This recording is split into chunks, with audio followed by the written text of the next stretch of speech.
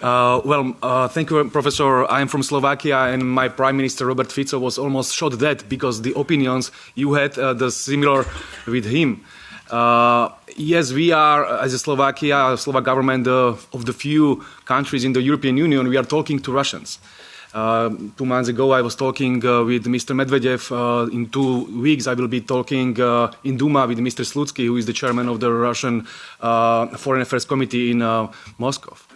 Maybe my question is, what would be your message to Russians in this moment? Because as I heard, they are on the victorious wave. They have no reason not to conquer the Donbass because that's their war aim. And what can Trump can offer to them to stop the war immediately? What would be the message for Russians from your side? Thank you very much. Lots of important things are now on offer and on the table, and I believe that the war will end quickly because of this, and this will be at least one blessing in a very, very difficult time. Exactly what the settlement will be, I think, is now only a question of the territorial issues. And that is whether it is the complete 4 oblasts, including all of Kherson and Zaporizhia, or whether it is on the contact line and how all of this will be negotiated. I'm not in the room of the negotiations, so I can't really say more, but the basis will be there will be territorial concessions, there will be neutrality, there will be security guarantees for Ukraine, for all parties. There will be, at least with the U.S., an end of the economic sanctions. But what counts, of course, is Europe and Russia. I think that there are, and maybe there will be a restoration of nuclear arms negotiations, which would be extraordinarily positive. I think that there are tremendously important issues for Europe to negotiate directly with Russia. And so I would urge President Costa and the leadership of Europe to open direct discussions with President Putin, because European security is on the table. I know the Russian leaders, many of them quite well. They are good negotiators, and you should negotiate with them, and you should negotiate well with them. I would ask them some questions. I would ask them, what are the security guarantees that can work so that this war ends permanently? What are the security guarantees for the Baltic states? What should be done?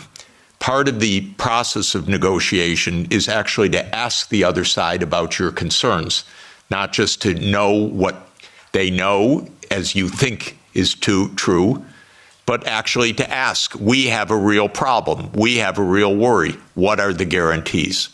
Well, I want to know the answers also. By the way, I know Minister Lavrov, for 30 years. I regard him as a brilliant foreign minister. Talk with him, negotiate with him, get ideas, put ideas on the table, put counter ideas on the table. I don't think all of this can be settled by pure reason because of oneself. You settle wars by negotiating and understanding what are the real issues, and you don't call the other side a liar when they express their issues. You work out what the implications of that are for the mutual benefit of peace.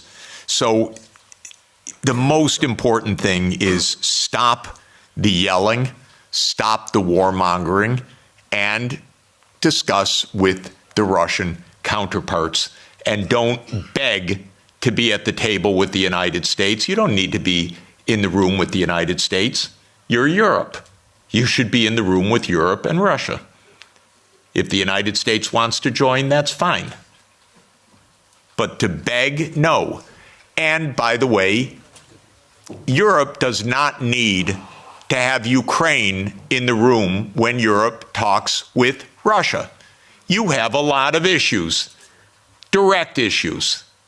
Don't hand over your foreign policy to anybody, not to the United States, not to Ukraine, not to Israel. Keep a European foreign policy. This is the basic idea.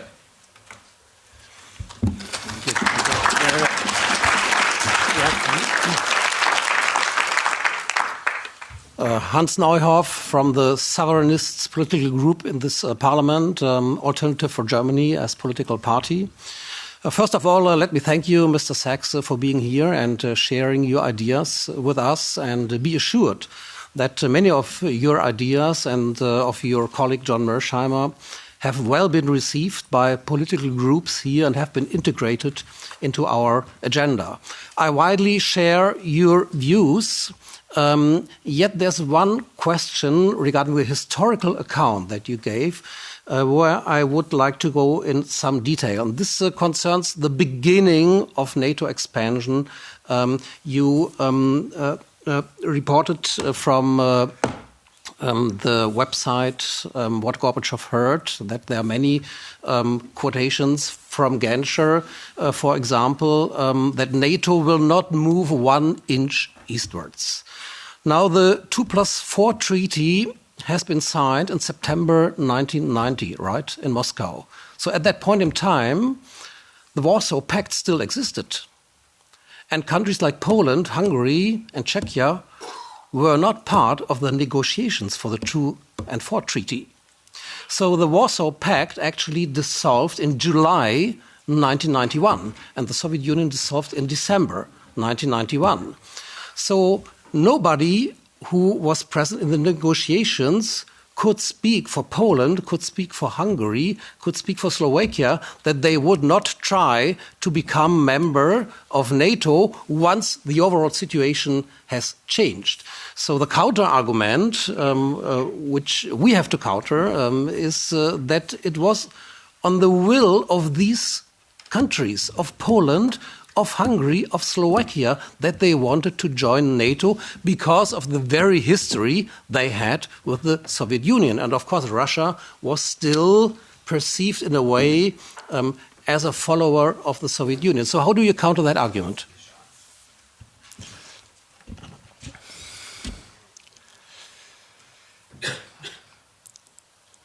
I have no doubt of why Hungary, Poland, Czech Republic, Slovakia wanted to join NATO. The question is, what is the U.S. doing to make peace? Because NATO is not a choice of Hungary, Poland, Czech Republic, or Slovakia. NATO is a U.S.-led military alliance. And the question is, how are we going to establish peace in a reliable way? If I were making those decisions back then, I would have ended NATO altogether in 1991.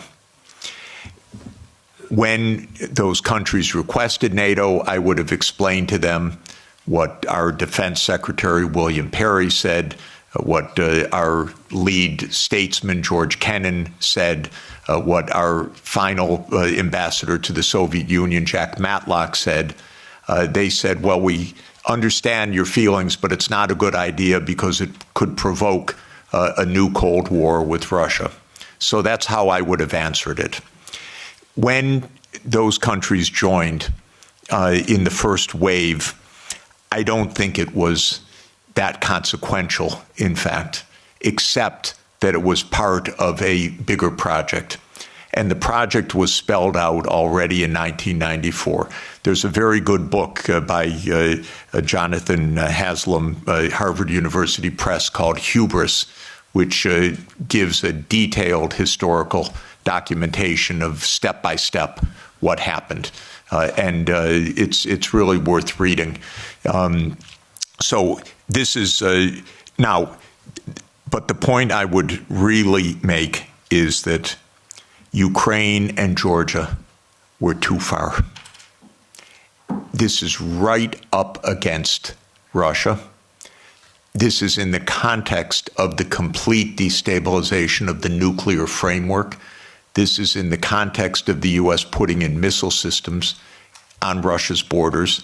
If you listen to President Putin over the years, probably the main thing, if you listen carefully, that he's concerned about is missiles 7 minutes from Moscow, is a decapitation strike. And this is very real. The U.S. not only would freak out, but did freak out when this happened in the Western Hemisphere. So it's the Cuban Missile Crisis in reverse. And fortunately, Nikita Khrushchev did not stand up and say, open door policy of the Warsaw Pact. We can go wherever we want. Cuba's asked us, it's none of America's business. What Khrushchev said is, war, my God, we don't want war. We end this crisis. We both pull back. That's what Khrushchev and Kennedy decided in the end. So this is the real consequential. Russia even swallowed with a lot of pain the Baltic states, Romania, Bulgaria, Slovakia, and Slovenia. It is Ukraine and Georgia. And it's because of geography. It's because of Lord Palmerston. It's because of the First Crimean War. It's because of the missile systems that this is the essence of why there was this war. 偷偷告诉大家，我最近发现了新法宝 Royal Face 逆时奇迹系列，它有活肤露、全效精华，还有精华霜。尤其我皮肤比较偏干，所以我非常的注重保湿。保湿做得好，肌肤自然烹润。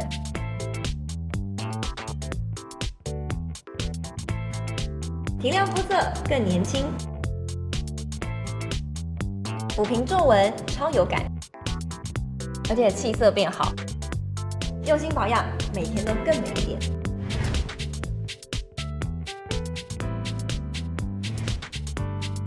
美吧。